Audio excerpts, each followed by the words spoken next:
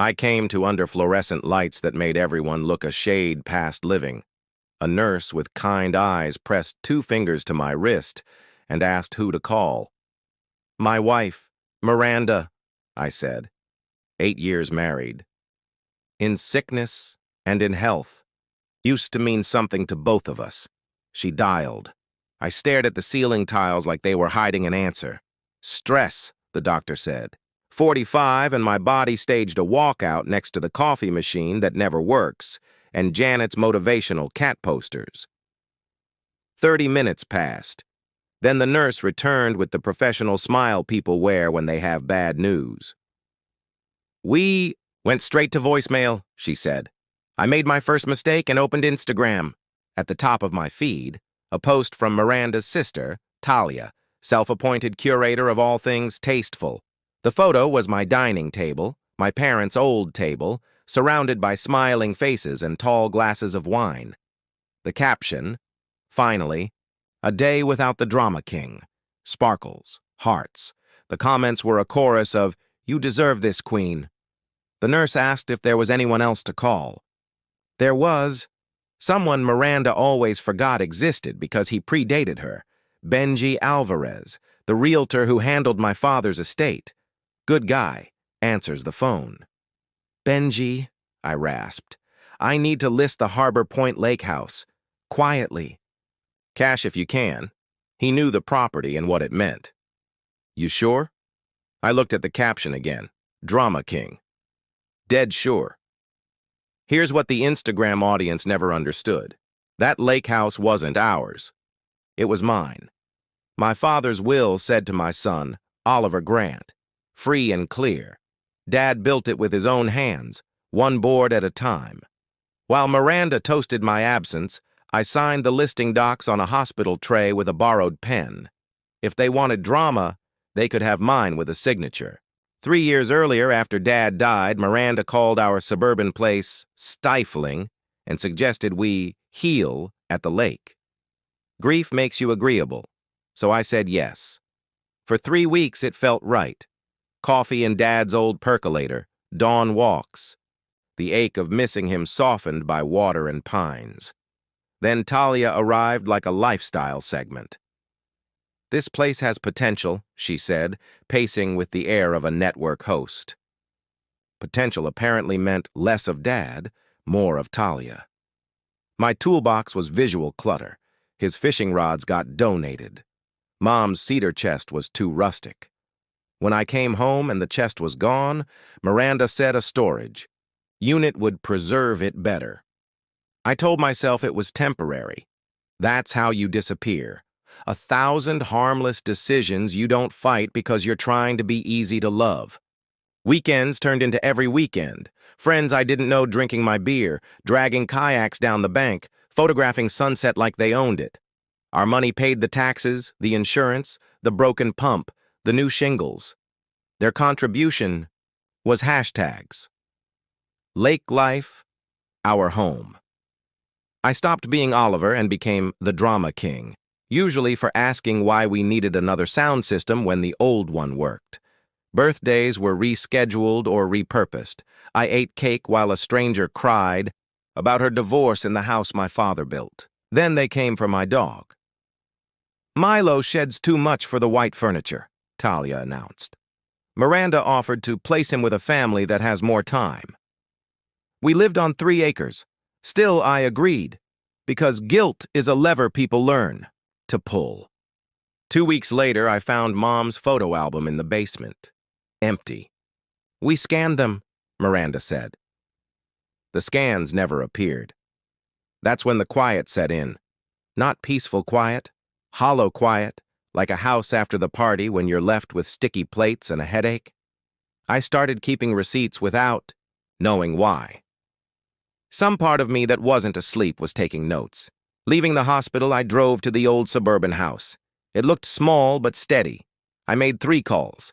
First to Benji. "List it now." "Cash only," I said. "No finance contingencies." Second to a lawyer I'd used for a work contract mess. Priya Malhotra. Calm, precise, allergic to nonsense. "What's the title?" she asked. Deed is in my name alone, inherited. Beautiful, she said. What's your goal? Just the house or a full audit? Full, I said, surprised at myself. All of it. She recommended a forensic accountant, Harold Cho, a quiet man with bright eyes and a color-coded spreadsheet habit. Third, I called Officer Maria Ramirez from the Neighborhood Watch. I don't want to file charges, I told her. Just want it documented that the ER called my wife and she didn't show.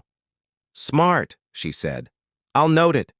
That evening, Talia posted another glossy sunset, captioned like a TED Talk about strong women rising above controlling men. I posted 3 photos. The deed with my name highlighted, the will where it said to my son, and my ER wristband with dried blood. Caption: When I collapsed, the hospital called my wife. She never came. Her sister posted, finally, a day without the drama king. From the ER, I made one call and listed the house they thought was theirs. The deed says, Oliver. The will says Oliver. The payments came from my account. Who's dramatic now? Comments off. My phone erupted. I turned it face down and let silence do its work. The next day, I sat in Harold's office while he played concerto for Excel and bank APIs. Miranda called. Benji says you're selling our house. What are you doing? My house, I said, and put her on speaker. Harold kept typing. We invested emotionally, she said. I could hear Talia in the background. We made it a home. You built a lifestyle, I said. I paid for it. Harold slid a sheet to me. Spa weekends on my corporate card, a winery subscription, a wellness retreat in Cabo the week I worked nights. Another sheet. 2 credit cards opened. With my SSN, secondary cards in names I hadn't authorized.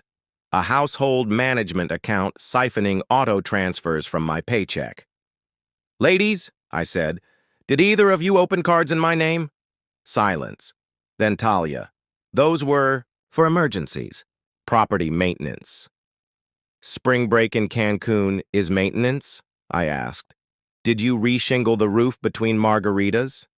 You're being cruel, Miranda said. We're married. What's yours is mine. Not inherited. Property that never went joint, I said. But don't take my word. Take Priya's. Who's Priya? My attorney. The temperature dropped. You can't make us homeless, Miranda tried. I'm not making you homeless.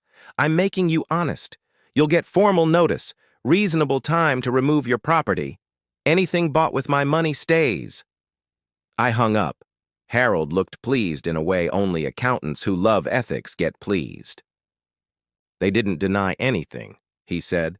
They justified. That's a tell. That night, a knock came at my door. Juno, Talia's 14-year-old daughter, stood there with a backpack and a face that had seen too much adult theater. Uncle Oliver, can I stay here? Of course, I said, stepping aside. We ate cereal. She told me how she'd slept on the boathouse bench during parties because her room became a coat closet. How Cabo was almost a mother-daughter trip until it didn't fit the aesthetic. How Milo had been removed from the pet situation before a professional photo shoot. I made real hot chocolate. Officer Ramirez came, took notes. No accusations, just documentation. I texted Talia, Juno is safe. You can pick her up tomorrow with an officer present. A flurry of threats followed, then silence. Leverage doesn't work when the other side starts keeping records. Juno slept like she hadn't in months. The house felt like itself again. By Friday morning, Benji had a cash offer.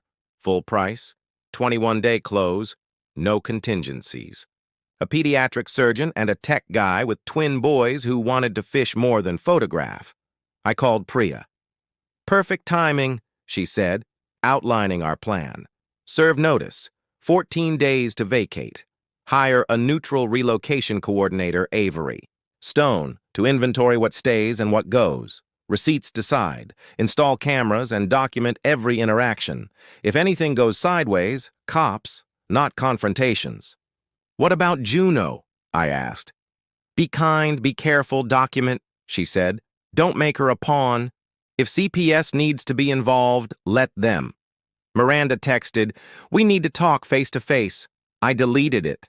Some bridges earn the match. That night, they threw a farewell dinner at my house. 23 people, string lights, casseroles, good wine. I watched on the cameras while Harold totaled the damage. $6,400 in unauthorized charges, 2 fraudulent cards, 2 years of siphoned paychecks. After midnight, Avery's team moved through the house like archivists. Photos of everything. Stickers. On anything purchased with my funds. At dawn, I met the buyers. Their boys ran the yard like it belonged to them, because in an hour it would. This place has good bones, Sarah said, running a hand over the railing Dad sanded. Feels like a home. I signed on Dad's dining table, the same pen I'd used signing my marriage certificate. Funny thing about ink, it can bind or release. After closing, I picked up Milo from the family that had more time and took him to the marina. Dad's old Chris Craft bobbed like it remembered us. I sat on the deck and finally cried. Not rage, relief. Goodbye to what the house had become. Hello to my life. 6 months later, my coffee tastes better because it's not chugged on the way to appease someone. Miranda moved into Talia's condo. Their feeds are quieter. Lifestyle content costs more. When you're footing the bill yourself. I didn't press charges. Priya said we could, credit fraud, identity theft. Instead, we signed a repayment plan, 63s of $400 plus interest over 5 years, garnished wages. A restraining order bars them from posting about me or showing up uninvited. Juno spends every other weekend and Wednesday nights with me.